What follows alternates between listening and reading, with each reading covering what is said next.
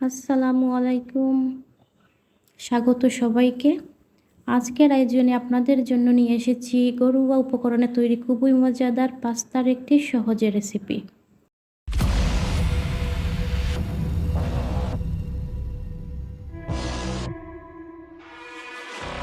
তাহলে চলুন ঝটপট দেখে নেওয়া যাক কীভাবে তৈরি করেছি আজকের পাস্তা রেসিপিটি। শুরুতেই আমি এখানে মেজারমেন্ট কাপের 2 কাপ পরিমাণ পাস্তা নিয়েছি। সাথে নিয়েছি টমেটো সস, নিয়েছি কিছু রসুন কুচি।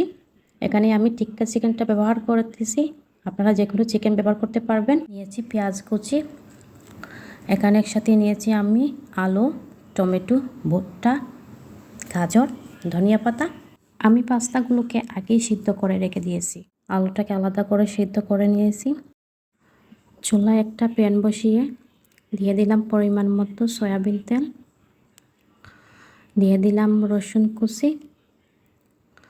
এই রসুন কুচিটাকে হালকা একটু ব্রাউন কালার করে ভেজে নেব। তারপর দিয়ে দিলাম এখানে পেঁয়াজ কুচি। এ পর্যায়ে এখানে দিয়ে দিব অল্প লবণ। তারপর এগুলোকে ব্রাউন কালার করে ভেজে নেব।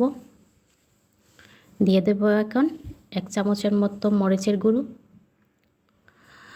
দিয়ে দিলাম 1 চামচের মতো হলুদের গুঁড়ো, দিয়ে দিচ্ছি 1/2 চামচ ধনিয়া গুঁড়ো, সাথে দিয়ে দিচ্ছি জিরে গুঁড়ো। এগুলোকে একসাথে এখন হালকা ব্রাউন কালার করে ভেজে নেব। শুকনো মশলা যাতে পুড়ে না যায় সেজন্য হালকা একটু পানি দিয়ে দেব। তারপর এগুলোকে মিডিয়াম হিটে কিছুক্ষণ কষিয়ে নেব। এ পর্যায়ে আমি এখানে দিয়ে দিচ্ছি টিক্কা চিকেনটা। আমি তাড়াতাড়ি হওয়ার জন্য এটা ব্যবহার করতেছি, আপনারা অন্য যে কোনো চিকেন ব্যবহার করতে পারবেন। দিয়ে দিচ্ছি গাজর, হালকা একটু নাড়াচাড়া করব। তারপর আমরা এখানে দিয়ে দিচ্ছি সিদ্ধ করা আলু, দিয়ে দিচ্ছি একসাথে ভুট্টা, টমেটো, এরপর দিচ্ছি টমেটো সস। এগুলোকে কিছুক্ষণ কষিয়ে নেব। এরপর দিয়ে দিচ্ছি পাস্তা। এরপর এগুলোকে একসাথে করে ভালো করে নেড়ে চেড়ে নেব। এমনভাবে নাড়তে হবে যাতে পাস্তাগুলো ভেঙে না যায়। কিছুক্ষণ কষিয়ে নেব। এখন দিয়ে দিচ্ছি আরেকটু লবণ। লবণটা আপনারা আপনাদের স্বাদ মতো দিয়ে দিবেন।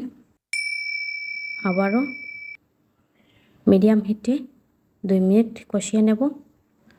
এ পর্যায়ে দিয়ে দিচ্ছি ধনিয়া পাতা। আপনারা দেখতেই পাচ্ছেন কত সুন্দর হয়েছে। পাস্তাটা আমার তৈরি হয়ে গিয়েছে।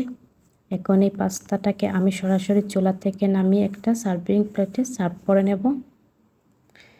এভাবে পাস্তাটা তৈরি করলে পাস্তাটা অনেক মজা হয় খেতে, সে সঙ্গে পাস্তাটা অনেক বেশি ঝরঝরে হয়ে থাকে। আশা করি আজকের রেসিপিটি সবার কাছে ভালো লেগেছে। ভালো লাগলে অবশ্যই একটা লাইক কমেন্ট করবেন আর আমার চ্যানেলটি সাবস্ক্রাইব করে রাখবেন। সবাই ভালো থাকেন। আল্লাহ হাফেজ।